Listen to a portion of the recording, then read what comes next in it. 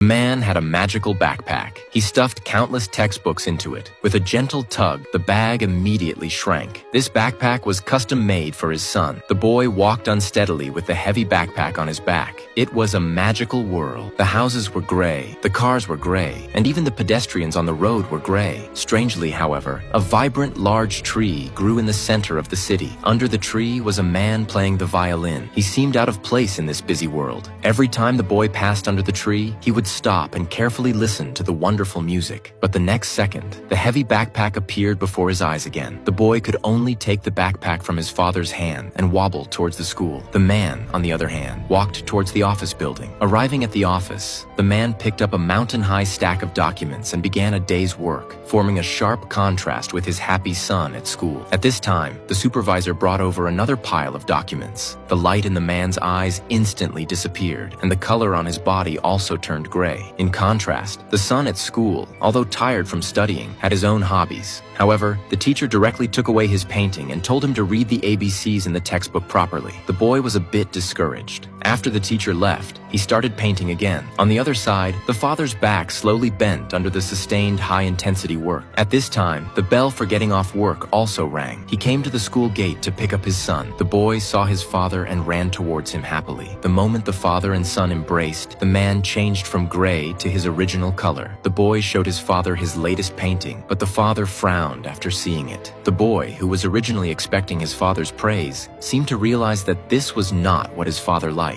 Every day after that, the boy carried his heavy backpack to study. His only hobby was to stop for a moment in front of the violinist, but he would soon be pulled away by his father. The man still worked hard every day, just wanting to give his son a good future, but he didn't know that what he wanted to give might not be what his son wanted. The boy's passion for painting was worn down by the teacher's repeated blows. One day, when the man picked up his son from school, he hugged his son, but he found that the color on his body did not change. The man hugged his son again carefully. Although the color changed this time, he didn't notice that the color on his son's body had faded a little.